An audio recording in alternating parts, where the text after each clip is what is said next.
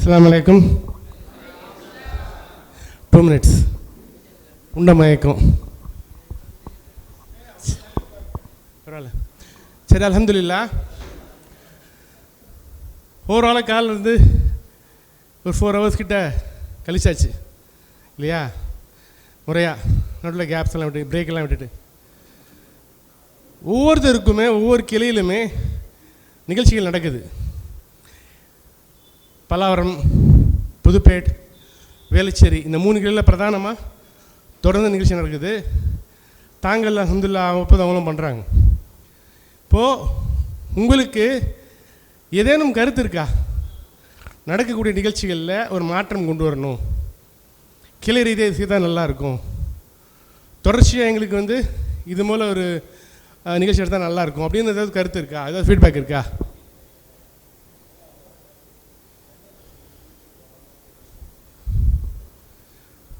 For example புதுப்பேட்டில் எத்தனை பேர் வந்திருக்கீங்க? கை தூக்குங்க. புதுப்பேட் கிளை மட்டும்.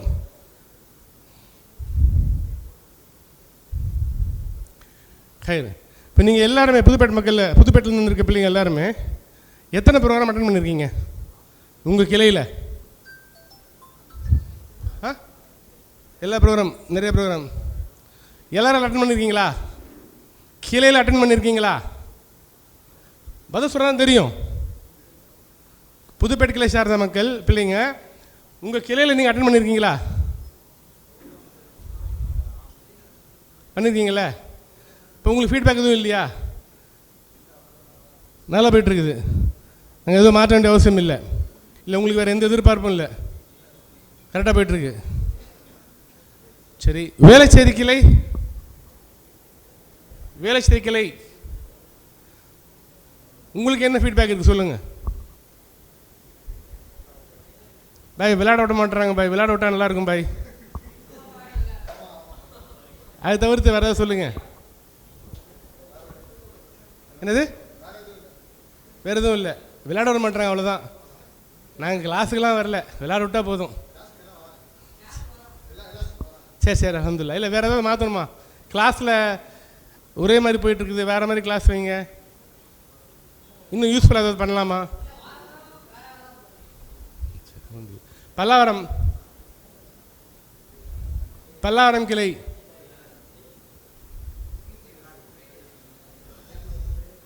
அல்ஹம்துலில்லாஹ் பர்ஃபார்மன்ஸ் வைஸ் பல்லாவரம் கிளையோடைய ஸ்பீச்சஸ் எல்லாம் பார்த்தோம். மாஷா நல்லா தான் இருக்குது. நிறைய வகுப்புகளை அவங்க அட்டன் பண்ணுறாங்கன்னு நினைக்கிறேன். வேறு ஏதாவது செய்யணுமா? அப்போ எல்லா பிள்ளைங்க எல்லாம் படிச்சிட்டிங்க அல்ஹம்துலில்லாஹ். துனியா ரீதியாக ஏதாவது பண்ணுமா? எஜுகேஷன் ரீதியாக எதுவும் பண்ணல இது வரைக்கும்? எதுவும் பண்ணல, ஸ்பெசிஃபிக்காக எதுவும் பண்ணல. இப்போ கல்வி ரீதியாக ஏதாவது செய்கிற மாதிரி இருக்கும் இல்லையா? வேறு உங்களுக்கு இந்த சரி, எத்தனை பேர் இங்கே இங்கிலீஷில் ஃப்ளூவெண்ட்டாக இருக்கீங்க? இங்கிலீஷ் ஃப்ளூவன்சி எத்தனை பேருக்கு இல்லை? இங்கிலீஷ் ஃப்ளூவன்சி எத்தனை பேருக்கு? அதாவது சில பேர் தமிழ் மீடியம் ஸ்கூலில் படிச்சிருப்போம், சில பேருக்கு சின்ன வயசுலேருந்து இங்கிலீஷ் பேசி பழகி இருக்காது. இப்போ எத்தனை பேருக்கு ஃப்ளூவன்சி இல்லை? இல்லை இல்லை, ஒரு நிமிஷம், கை கை கை கை கீழே போடுங்க. இங்கிலீஷ் ஃப்ளூவன்சி முதல்ல புதுப்பேட்டை கிளையில் எத்தனை பிள்ளைகளுக்கு இல்லை? புதுப்பேட்டை கிளையில் இங்கிலீஷ் ஃப்ளூவன்சி என்கிட்ட கிடையாது, கம்யூனிகேஷன் பண்ணுறதுக்கு எனக்கு கஷ்டமாக இருக்குது, கம்யூனிகேட் பண்ணுறதுக்கு, அப்படி எத்தனை பேர் நினைக்கிறீங்க?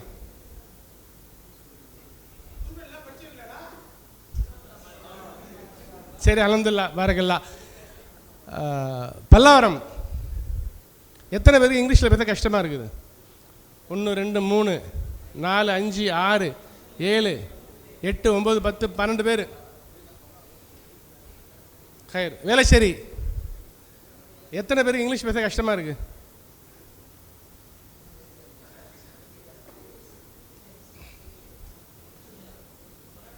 தாங்கள் இங்கிலீஷ் ஆங்கிலத்தில் பேசுகிறதுக்கு எத்தனை பேருக்கு சிரமமாக இருக்குது? சரி, ஒரு கருத்து நம்ம வைப்போம். மாவட்ட நிர்வாகம் சார்பாக ஒரு கிளாஸ் உங்களுக்குன்ட்டு இங்கே இருக்கக்கூடிய இங்கிலீஷ் பேச சகோதர பிள்ளைங்க எல்லாருக்குமே வாரத்தில் ஒரு நாள் 2 நாள் ஜூம் கிளாஸ் வச்சு அட்டன் பண்ணுவீங்களா? கம்யூனிகேஷன் ஸ்கில் அதிகப்படுத்துறதுக்கு ஒரு ஜூம் கிளாஸ் உங்களுக்கு வாரத்தில் 2 வாட்டி, சாட்டர்டே சண்டே அது மாதிரி ஏதாவது ஒரு 2 நாள் வச்சா உங்களால் அட்டன் பண்ண முடியுமா? ஆர்வம் இருக்கா? அது உங்களுக்கு பயனுள்ளதாக இருக்கும்ல? இருக்குமா இருக்காதா? எத்தனை பேர் 10th ஸ்டாண்டர்ட் பசங்க கை தூக்குங்க. 1 2 2 பேர் 10th ஸ்டாண்டர்ட் பசங்க.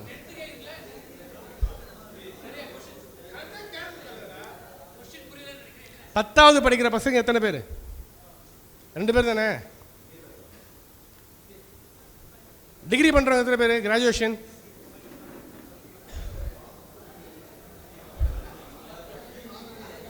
ஹேர் அல்ஹம்துலில்லாஹ். அப்போது 11th and 12th தான் அதிகமாக இருக்கீங்க. ஓகேயா? 11th 12thன்றது உங்களுடைய கடைசி கட்டம். அடுத்து நீங்கள் கிராஜுவேஷன் போயிடுவீங்க. 11th 12th நீங்கள் வந்து உங்களுக்கு கம்யூனிகேஷன் இம்ப்ரூவ் பண்ணலைன்னா அந்த நேரத்தை கஷ்டப்படுறது ரொம்ப கஷ்டமாக இருக்கும். அதனால் இன்ஷா அல்லாஹ் கிளாஸ் அட்டன் பண்ணுறோம். 19 லிங்க் எல்லாருக்கும் கொடுத்துருவோம், எல்லா கிளைகளுக்கும். எல்லா கிளை நிர்வாகிகள், ஜேவிஎம் நிர்வாகிகள், பொறுப்பாளர்கள் உங்களுடைய பிள்ளைகளை அந்த கிளாஸ் அட்டன் பண்ண வைங்க. அட்டன் பண்ணுங்க. இன்ஷா அல்லாஹ் நம்ம வந்து முயற்சி எடுத்து அதுக்காக பண்ணுவோம். ஆனால் உங்களோட ஒத்துழைப்பு வேணும். வெறுமனே கிளாஸ் அட்டன் பண்ணுறது முக்கியம் இல்லை, அதில் கொடுக்கக்கூடிய டேட்டா அசைன்மெண்ட்ஸ் இதெல்லாம் நீங்கள் பண்ணிங்கன்னா தான் ஃப்யூச்சர் நல்லாயிருக்கும். எத்தனை பேர் நியூஸ் பேப்பர் படிக்கிற பழக்கம் இருக்குது? நியூஸ் பேப்பர் படிக்கிற பழக்கம் எத்தனை பேருக்கு இருக்குது? இங்கிலீஷ் நியூஸ் பேப்பர் வீட்டில் வாங்குறாங்களா? நியூஸ் பேப்பர் வாங்குறாங்க. ஃபோனில் படிக்கிற. அப்போ நியூஸ் பேப்பர் படிக்கிற பழக்கம் இல்லைல்ல. நியூஸ் பேப்பர் வந்து டெய்லி வாங்கி படிக்கணும்னு அவசியம் இல்லை. 1 கிலோ வாங்கிக்கோ. இந்து பேப்பரு 1 கிலோ பேப்பர் வாங்கிட்டு டெய்லி 5லேருந்து 6 நிமிஷம் தான் தொடர்ச்சியாக படிச்சுட்டே வா. உன்னோட வெக்காபுலரி அதிகமாகும், கிளாஸரி அதிகமாகும், வெக்காபுலரி அதிகமாகும், புது புது வேர்ட்ஸ் உன்னுடைய வெக்காபுலரியில் சேர்ந்துடும். அது ஒரு எக்ஸசைஸாக பண்ணுங்க. சரியா? சரி, இன்னொரு விஷயம் லாஸ்ட்டாக கடைசியாக கேட்குறேன். ஆனஸ்ட்டாக சொல்லணும், உண்மையாக சொல்லணும். எத்தனை பேருக்கு மொபைல் ஸ்க்ரீன் டைமு ஒரு நாளுக்கு 2 மணி நேரத்துக்கு மேலே இருக்குது? 2 மணி நேரத்துக்கு மேலே இருக்கவங்க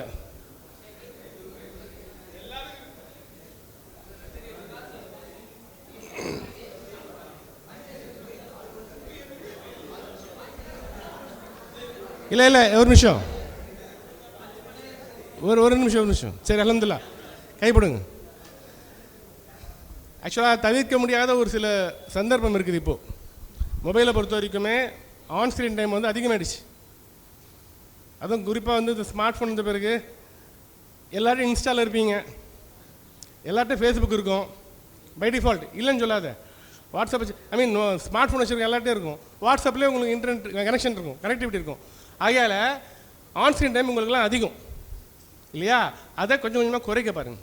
நான் வந்து மொத்தமாக கட் பண்ண சொல்லலை, கொஞ்சம் கொஞ்சமாக படிப்படியாக கட் பண்ணுங்கள், குறைங்க. இல்லை ஒரு நாள் நீங்கள் வந்து நோட் பண்ணுங்கள், நீங்களே வந்து உங்களை டெஸ்ட் பண்ணிக்கோங்க. எவ்வளோ நேரம் நீங்கள் பேசுகிறீங்க, எவ்வளோ நேரம் நீங்கள் ஆன் ஸ்க்ரீனில் இருக்கீங்க. உதாரணத்துக்கு ஒரு சின்ன கதை சொல்லிட்டா. ஒரு எலி, அந்த எலி என்ன பண்ணாங்கன்னா ஒரு சின்ன அறையில் அடைச்சிட்டாங்க. அந்த அறையில் பார்த்தீங்கன்னா 2 துவாரம் தான், 2 ஹோல். ஒரு ஹோலில் ஒரு சுவிட்ச் இருக்கும், இன்னொரு ஹோலு காலியாக இருக்கும். இந்த எலி என்ன பண்ணிச்சு, யதார்த்தமாக போயிட்டு அந்த சுவிட்சை அழுத்துச்சு. அழுத்தின உடனே ஒரு குக்கி, ஒரு பிஸ்கட் இருந்துச்சு, அது சாப்பிட்டுருச்சு. உடனே என்ன பண்ணுச்சு, திரும்பவும் அழுத்துச்சு, திரும்பவும் பிஸ்கட் வந்துச்சு. இது மாதிரி ஒரு 5-6 நாள் போச்சு. அதுக்கு பிறகு அந்த எக்ஸ்பெரிமெண்ட்டில் சின்ன சேஞ்ச் பண்ணாங்க. என்ன பண்ணாங்கன்னா, அந்த சுவிட்சை வந்து ஒரு முறை அழுத்தினா வராது, 3 அல்லது 4 முறை அழுத்தினா தான் பிஸ்கெட் வரும். அப்போ 4 முறை அழுத்தம் பிஸ்கெட் வரும். அது ஒரு அழுத்தி பதிச்சு வரல, 2வது 3வது 4வது அடிக்கும்போது பிஸ்கெட் வருது. அப்போ இதை பழகிடுச்சு. பழகி 4 முறை அழுத்த பிஸ்கெட் வர ஆரம்பிச்சிருச்சு. பிறகு என்ன பண்ணாங்கன்னா, இன்னொரு 5-6 நாளுக்கு அப்புறம் அதை 10 வாட்டி ஆகிட்டாங்க. என்ன ஆகிட்டாங்க? 10 வாட்டி. அப்போ எலி 10 வாட்டி அடிக்கும்போது பிஸ்கெட் வரும். துரதிருஷ்டவசமாக என்ன போச்சுன்னா, எலிக்கு இப்போ பிஸ்கெட் பற்றி கவலை இல்லை. பிஸ்கெட் வந்துகிட்டே இருக்குது, ஆனால் எலியோட கவனம் எங்கே இருக்குது? சுவிட்சு தான். சுவிட்சை தட்டிக்கிட்டே தான் இருக்குது. அது பிஸ்கட் வருது, பிஸ்கட் சாப்பிடணுன்ற எண்ணம் போல் அதுக்கு. மென்டலி அது அடிக்ட் ஆகிடுச்சு. எதுக்கு? சாப்பிட்றதுக்கு இல்லை, சுவிட்ச் அடிக்கிறதுக்கு. இன்றைக்கி தான் நம்ம நிலைமை. நோட்டிஃபிகேஷன்ஸ் வருது, நோட்டிஃபிகேஷன்ஸ் வந்தாலும் ஓப்பன் பண்ணி பார்க்கணும். ஓப்பன் பண்ணி பார்க்கலாம், பைத்தியம் முடிச்சிடும். ஒரு மெசேஜ் அனுப்பிச்சிருக்கு இன்ஸ்டால, அதுக்கு உடனே ஒருத்தர் ரியாக்ட் பண்ணணும். ரியாக்ட் பண்ணியிருக்கானா இல்லையா, ஸ்மைல் அனுப்பிச்சிருக்கானா இல்லையா. இது ஒரு அடிக்ஷன் நம்மளுக்கு விழுந்துட்டுருக்கும். இதை படிப்படியாக குறைங்க. இந்த அடிக்ஷன் வந்து படிப்படியாக குறைங்க. சைக்கலாஜிக்கல் எஃபெக்ட் தான் இதெல்லாம். கொஞ்சம் கொஞ்சமாக நம்ம மனசில் வந்து திணிச்சிட்டாங்க. நம்ம கேரக்டர்லேயே அதை வளர்ந்துருச்சு. காலையில் எழுந்தோடனே முதல் வேலை என்ன பண்ணுறோம்? காலையில் எழுந்தோடனே ஃபோனை பார்க்குறது தான். ஃபோன் எங்கே இருக்குது? தலைக்கு பக்கத்தில் சார்ஜாக பிடிச்சிருக்கும். ஏன் சார்ஜ் குறைஞ்சிடக்கூடாது, அதெல்லாம் தெளிவாக இருக்கும். எழுந்தோடனே முதல் வேலை ஃபோனை திறந்து பார்க்குறது தான். என்ன துவா சொல்லணும், ஃபஜரில் எழுந்தோடனே அதெல்லாம் ஞாபகம் இல்லை. முதல்ல ஃபோன் எடுத்துப்பார். என்ன நோட்டிஃபிகேஷன் வந்துருக்குது, என்னோட போட்ட மெசேஜ் யார் பதில் பண்ணியிருக்கா, யார் ரெஸ்பாண்ட் பண்ணியிருக்கா, யார் ஸ்மைலி அனுப்பிச்சிருக்கா, இதை பார்க்கறது நமக்கு இப்போ ஒரு மாதிரி பழக்கமாக போயிடுச்சு, அடிக்ஷன் ஆகி போச்சு. அப்போ நம்ம எந்த நோக்கத்துக்காக ஃபோன் பிடிக்கப்பட்டதோ, எந்த நோக்கத்திற்காக ஒவ்வொரு தொழில்நுட்ப கல்வியும் வந்திருக்குதோ, கருவியும் வந்திருக்குதோ, அதையெல்லாம் எதுக்காக நம்ம பயன்படுத்தணுமோ அது பயன்படுத்தலை இல்லையா? உங்களுடைய பாடத்திட்டங்கள் அதை வரலாம், உங்களுக்கு குரூப் ஸ்டடிஸ் பண்ணுறதுக்கு ஈஸியாக இருக்கலாம், சில நோட்ஸை நீங்கள் ஷேர் பண்ணிக்கலாம். ஆனால் அதுக்கெல்லாம் நம்ம பண்ணல. இப்போ அதெல்லாம் பண்ணுறோம்னா பண்ணல. எதுக்கு பண்ணுறோம் அதிகமாக? இது மாதிரி மச்சான் சாப்பிட்டியா? ஆமாம் சாப்பிட்டேன்டா. என்ன சாப்பிட்ட? பிரியாணி சாப்பிட்டேன்டா. உடனே ஒரு ஸ்மைலி, உடனே அவன் அங்கேருந்து பசியாக இருக்கிற மாதிரி. இப்படி மனசு எப்படி ஆகி போச்சுன்னா, ஒன்றுமே இல்லாத விஷயத்துக்கு தான் நம்ம பேசிகிட்டு இருக்கோம். ஆன் ஸ்க்ரீன் டைமு 2 மணி நேரம்ன்றது ரொம்ப ரொம்ப ரொம்ப கம்மி. நான் சொல்கிறது, ஒருத்தருக்கு 5 மணி நேரம் 6 மணி நேரம் இருக்கு. இன்றைக்கி ஃபோனோட தான் விளையாடுறோம், ஃபோனோட தான் வாழ்ந்துட்டுருக்கோம். நிறைய மீம்ஸ் பார்க்குறோம், நிறைய ரீல்ஸ் பார்க்குறோம். அதெல்லாம் பார்க்குறாங்களே. ஒரு குடும்பத்தில் 5 பேர் இருக்காங்க, 5 பேர் 5 ஃபோன் வச்சுருக்காங்க. இது ஒரு அடிக்ஷன். இந்த அடிக்ஷன்லேருந்து கொஞ்சம் கொஞ்சமாக வெளியே வாங்க. வெளியே வந்தால் தான் உங்களுக்கு மற்ற விஷயங்கள் வேலை செய்யும். யோசனை வரும், சிந்தனை வரும், புதுசாக ஏதாவது யோசிப்பீங்க. இல்லைனா திரும்ப திரும்ப திரும்ப அந்த சிந்தனையிலே தான் உட்காந்துருப்பீங்க. அந்த இன்ஸ்டாகிராமு, வாட்ஸ்அப்பு, ஃபேஸ்புக்கு, இதோட நோக்கம் என்ன? உங்களெல்லாம் அதிலே இணைச்சி வச்சுருக்கணும். உங்களை முழுக்க அதெல்லாம் இணைச்சி வச்சுருக்கணும். நீங்கள் அதான் இணைச்சி வச்சுருக்கீங்க. யாருக்கு இன்றைக்கி இந்தியாவுடைய எக்கனாமிக்கல் நிலைமை தெரியும், எக்கனாமிக்கல் சிச்சுவேஷன் தெரியும்? இங்கே இருக்க பசங்களுக்கு யாராவது ஒரு சொல்லுங்கள் பார்க்கலாம். இளைஞர்கள்லாம் நீங்களாம் 15-16 வயசு ஆகி போச்சுல. இந்தியாவுடைய சோஷியோ எக்கனாமிக் சிச்சுவேஷன் என்ன? சரி, இந்தியாவோட ஜிடிபி என்ன? இதெல்லாம் நான் தெரிஞ்சு வச்சுருக்கணும். எப்போ? 15 வயசில். ஏன் அடுத்த 5 வயசில் 5 வருஷத்தில் நான் எங்கே நிற்க போகிறேன்? அடுத்த 5 வருஷத்தில் என் நிலைமை அதுதான். நான் என்னுடைய வீட்டுக்கோட பொருளாதாரத்துக்காக நான் ஓடணும். இப்போ நான் என்ன தெரிஞ்சு வச்சுருக்கேன்? சரி, ஓகே, 11th 12th படிக்கிறீங்களா? What is the next best group, graduation? அடுத்து என்ன டிகிரி எடுத்தால் நல்லாயிருக்கும் சொல்லுங்கள்? சத்தமாக சொல்லுங்கள். யார் சொன்னா? ஏய்யா, ஏய், வேற புரியல. அடுத்த எந்த டிகிரி எடுத்தால் நல்லாயிருக்கும் சொல்லுங்கள்? என்ன மேஜர் எடுத்தால் நல்லாயிருக்கும்? காமர்ஸ். வேற ஒருத்தர் ஏஐ சொன்னார், ஒருத்தர் காமர்ஸ் சொன்னார். வேற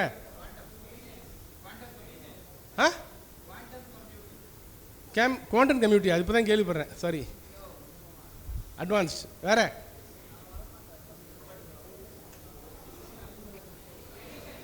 மெடிசின், சிஎஸ்சி. எத்தனை பேர் மெடிசனில் இருக்கீங்க? 1 2 3 பேர் மெடிசனில் இருக்கீங்க. பிஃபார்மா? அவர் என்ன, நீங்கள் என்ன பண்ணுறீங்க? பிஃபார்ம். சரி, ஜென்ரலாக ஒரு விஷயம் கேட்குறேன். ஃபார்மசி பண்ணுறீங்களா 2 பேர்? ஒரு 2 பேர் என்ன ஐடியா இருக்குது? பிஃபார்ம் முடிச்சு என்ன பண்ண போகிறீங்க? இது பாருங்க, it's I'm not mocking anyone, யாரையும் குறை சொல்லலை. உங்களுடைய பொதுவாக இந்த நாட்டில் இருக்கக்கூடிய பிரச்சனைகள் எடுத்து சொல்கிறேன். பிஃபார்ம் படிக்கிறவங்களுக்கு என்ன ஐடியா இருக்குது? நெக்ஸ்ட் என்ன பண்ண போகிறீங்க? பிஜி முடிச்சுட்டு பிஹெச்டி ரிசர்ச் பண்ண போகிறீங்க.